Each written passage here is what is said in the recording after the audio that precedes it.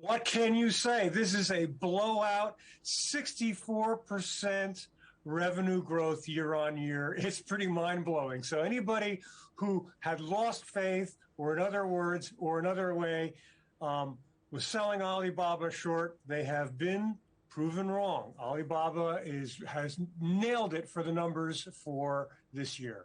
You say they've nailed it for the numbers, but the share price doesn't really reflect that. I mean, they've had their ups and downs. Massive consumer growth, yes, but also those big fines from the regulator on antitrust practices.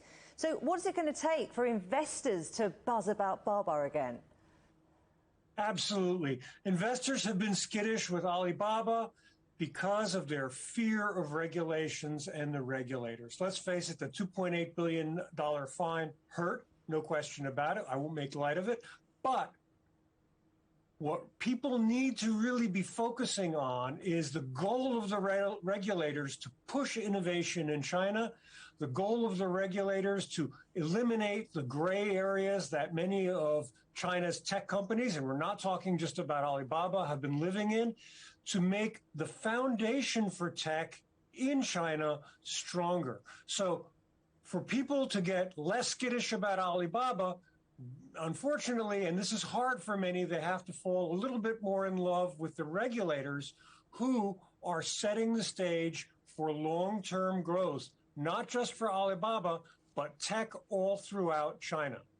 It's interesting you mentioned that, because there has been a bit of a Wild West vibe about the web, a sort of free-for-all. But we are seeing governments, China in particular, wanting more control of big tech. Absolutely. Anybody who's feeling skittish about Alibaba or China tech stocks, principally because of regulators, has to see this in context with a global move for antitrust in the EU with Apple, in the United States, of course, with Google, and Facebook.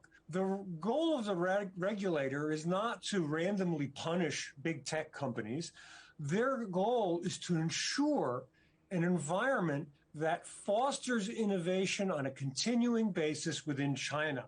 The other goal they have is risk reduction, because these are systemically critical organizations now. They're not small fintechs. They're not small tech companies. They're little startups. They are massive. So that's the big picture of China's digital transformation. Let's hone in again on Alibaba.